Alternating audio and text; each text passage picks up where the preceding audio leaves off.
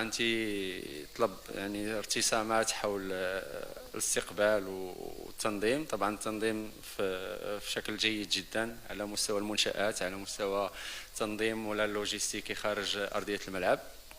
طبعا ما كاينش ميساج مختلف للشعب الجزائري اكثر من الخطابات اللي كانت عفويه في ندوات سابقه، على انه الشعبين تجمعهم اشياء اعمق من كره القدم واعمق من اي ترهات اخرى، وتتجسد في العفويه ديال الشارع المغربي، في الشارع الجزائري، التفاعل ديال المواطن الحر الجزائري مع اخوه المغربي. الروح الرياضيه ايضا اللي كانت جزء مهم من توجهنا على مدار جولات البطوله يعني.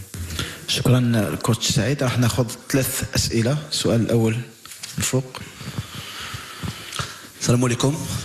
سي سعيد شيبان، نهنيكم على المردود تاعكم. يعني طيله تواجدكم هنا بالجزائر، يعني كان بشهادتك انت كنتوا يعني انكم حظيتوا باستقبال جيد، لكن قبل اشهر من الان كانت الاتحاديه الجامعه المغربيه رفضت تنقل ارضيه الميدان. كاين مباراه دوا جماعه ماشي وقت التصوير، اذا خرجونا في ارضيه الميدان كاين ماتش دوا. هذا بكم خرجونا في ارضيه الميدان، هذا بكم خرجونا في ارضيه الميدان، هذا بكم خرجونا في ارضيه الميدان. كملوا.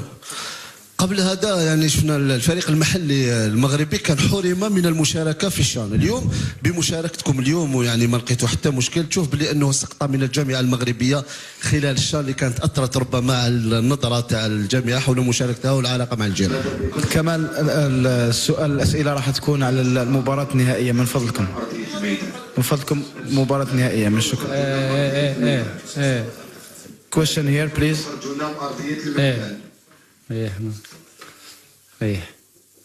تفضل. question here please. من فضلك كمال.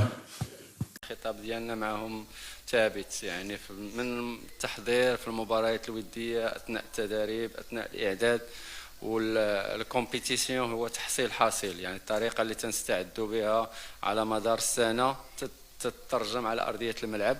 تيبقى تفاصيل صغيره ديال التركيز على التعليمات، على طريقه اللعب، ولكن ما كاينش خطابات تحفيزيه اكثر من اللازم، لانهم يعني موتيفي ديجا من الداخل. ما يحتاجوش اننا نديروا خطابات طويله خاصه بالمباراه، تنحسوا بهم مستعدين ان شاء الله.